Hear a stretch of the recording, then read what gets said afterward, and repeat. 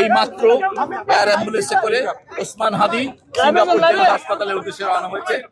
আপনারা সবাই ইতিমধ্যে জানেন যে ওর এই স্ট্যাবিলাইজ করার কথাটা, এটা এয়ারলিফটিং এর 4 ঘন্টা ফ্লাইটের জন্য ওনাকে আমরা যখন দুই পক্ষই সম্মত হয়েছে, ওই সিঙ্গাপুর জেনারেল হাসপাতাল এবং এবারকার দুই কর্তৃপক্ষ যখন সন্তুষ্ট হয়েছেন উনি 4 ঘন্টা ফ্লাইট করার জন্য উপযোগী, তৎক্ষণাৎ আমরা ওনাকে আসলে শিফট করিয়েছি।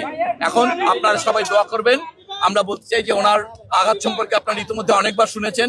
ওনার গুলিবিদ্ধ যে মস্তিষ্ক, সেটা ছাড়া বাকি অর্গানগুলো আল্লাহর রহমতে বলা যেতে পারে কিডনি, হার্ট এবং রেসপিরেশন, এই 3টি ক্ষেত্রে এখন পর্যন্ত এটাকে নিয়ন্ত্রণযোগ্য এবং বিভিন্ন ওষুধ এবং অক্সিজেনের মাধ্যমে সেগুলোকে মোটামুটি ভাবে এখন পর্যন্ত নিয়ন্ত্রণ করা যাচ্ছে, যে কারণে উনি এই ফ্লাইটটা কমপ্লিট করতে পারবেন। এয়ার অ্যাম্বুলেন্সে ওনার সঙ্গে ওনার ভাই এবং ওনার ভাইয়ের বন্ধু তারা ওনার সঙ্গে গিয়েছেন। আমাদের ওই পক্ষে সিঙ্গাপুরে আমাদের হাই কমিশন এই ব্যাপারে সম্পূর্ণ অ্যালার্ট, এবং সিঙ্গাপুর জেনারেল হসপিটালের সকল টিমের যারা আছেন তাদের সবার সঙ্গে কিছুক্ষণ আগে আমাদের তাদের টেলিকনফারেন্সিং হয়েছে।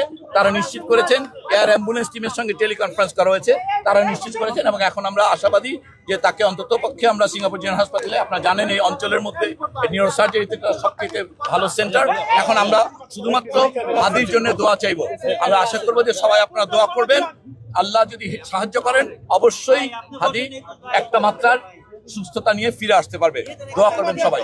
ওসমান হাদির যে শারীরিক অবস্থা সেটি সম্পর্কে তার যে মেডিকেল বোর্ড, সেই মেডিকেল বোর্ড থেকেই আসলে এতক্ষণ আপনাদেরকে জানানো হলো এই ওসমান হাদির সিঙ্গাপুর যাত্রার সর্বশেষ তথ্য, এবং সেটি কিন্তু শাহজালাল আন্তর্জাতিক বিমানবন্দরের যে 8 নম্বর গেট, সেই গেট থেকে আপনাদেরকে দেখানোর চেষ্টা করছিলাম।